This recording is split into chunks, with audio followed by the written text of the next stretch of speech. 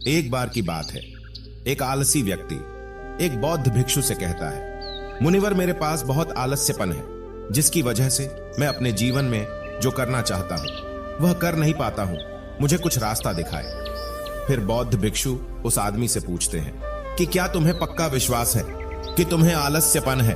वह व्यक्ति कहता है, हाँ मुनिवर, केवल मैं ही नहीं, मेरे पूरे गांव के लोग कहते हैं कि मैं आलसी हूं। वह बौद्ध भिक्षु उस व्यक्ति से कहते हैं, परंतु क्या तुम्हारे पास इस बात का कोई प्रमाण है कि तुम वाकई में आलस्य हो? वह व्यक्ति कहता है, हाँ मुनिवर। फिर बौद्ध भिक्षु कहते हैं, क्या प्रमाण है कि तुम आलसी हो? वह व्यक्ति कहता है कि मुनिवर, मैं जानता तो हूं कि व्यायाम करना मेरे स्वास्थ्य के लिए अच्छा तो है, लेकिन मैं चाहकर भी व्यायाम नहीं कर पाता हूं, क्योंकि मेरा आलस्यपन मुझे सुबह जल्दी उठने ही नहीं देता। फिर वे बौद्ध भिक्षु कहते हैं, अच्छा तो तुम ऐसे आलसीपन से परेशान हो? व्यक्ति कहता है, हाँ मुनिवर। बौद्ध भिक्षु कहते हैं, परंतु क्या तुम जानते हो कि आलस्य होता क्या है? वह व्यक्ति कहता है, मैं ये तो नहीं जानता कि आलस्य का क्या है, परंतु यह जो भी है बहुत ही बुरा है। वह बौद्ध भिक्षु कहते हैं कि सबसे पहले तो तुम यह समझो कि जो भी चीज प्राकृतिक रूप से मनुष्य के भीतर है उसका कोई ना कोई उपयोग है, वह बुरी या अच्छी नहीं है। आलस एक भाव है, एक विचार है, जिसे जाने अनजाने में हम खुद ही पैदा करते हैं। वह व्यक्ति पूछता है, परंतु वो कैसे मुनिवर? फिर बौद्ध भिक्षु कहते हैं, आलस्य पैदा होने के दो ही कारण हैं, पहला शारीरिक और दूसरा मानसिक। जब हम शरीर को कोई ऐसी भोजन देते हैं जिसके खुद के भीतर कोई ऊर्जा नहीं है, तब भी हमारे शरीर के भीतर आलस्य पैदा होता है, क्योंकि यह शरीर ऊर्जा से चलता है और जिस तरह की ऊर्जा हम उसे देते हैं यह उसी तरह का बर्ताव हमारे शरीर से करता है। हमारे अंदर आलस्य का दूसरा कारण है गलत तरह से बैठना, गलत तरह से सोना और गलत तरह से चलना है। हम इस बात पर कभी ध्यान नहीं देते हैं कि हमारे बैठने, लेटने और सोने की स्थिति भी सही भी है या नहीं।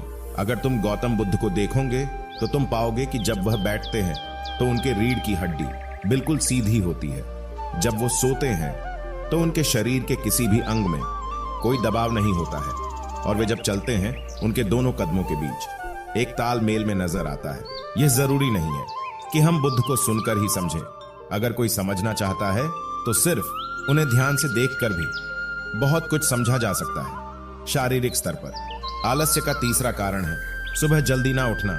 यह सुनकर वह व्यक्ति कहता है, हाँ मुनिवर, मैं सुबह जल्दी उठ ही नहीं पाता हूं। वह बौद्ध भिक्षु मुस्कुराते हैं और कहते हैं कि तुम सुबह जल्दी तभी उठ सकते हो जब तुम रात को सोने का एक सही समय निर्धारित कर लोगे। बौद्ध आश्रमों में प्रत्येक बौद्ध भिक्षु को अनुशासन का पालन करना होता है, क्योंकि अनुशासन हमारे जीवन में संतुलन लाता है। ज्यादातर लोग अनुशासन को बुरा समझते हैं क्योंकि उन्हें लगता है कि अनुशासन उन्हें बांधता है, जबकि असल में यह है कि अनुशासन हमें बांधता नहीं बल्कि मुक्त करता है।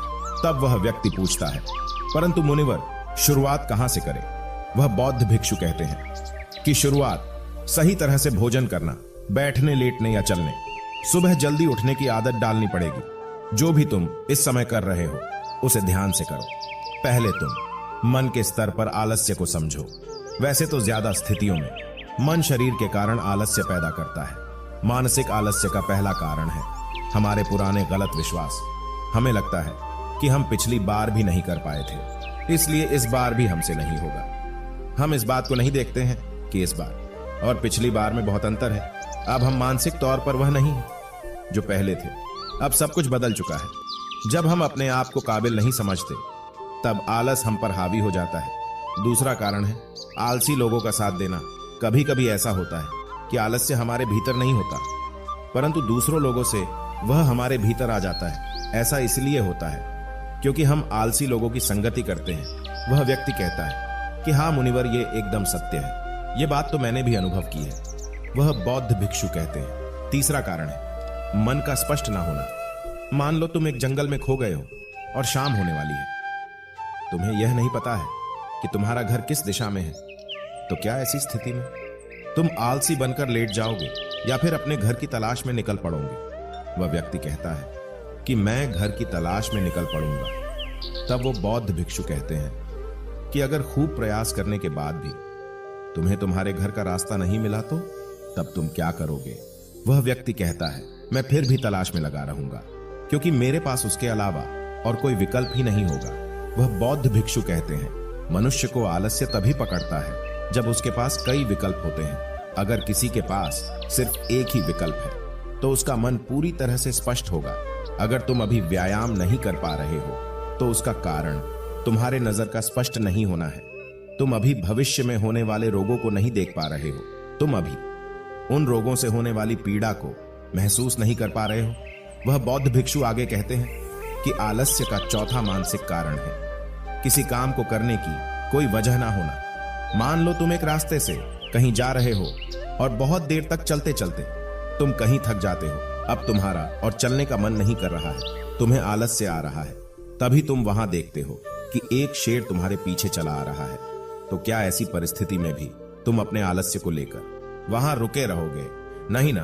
तो तुम इस बात को समझ लो कि आलस्य तुम्हें उसी काम को करने से रोकता है जिसे करने की कोई बड़ी वजह ना हो। वह व्यक्ति कहता है, धन्यवाद मुनिवर, अब मुझे आलस्य का सारा खेल समझ में आ गया।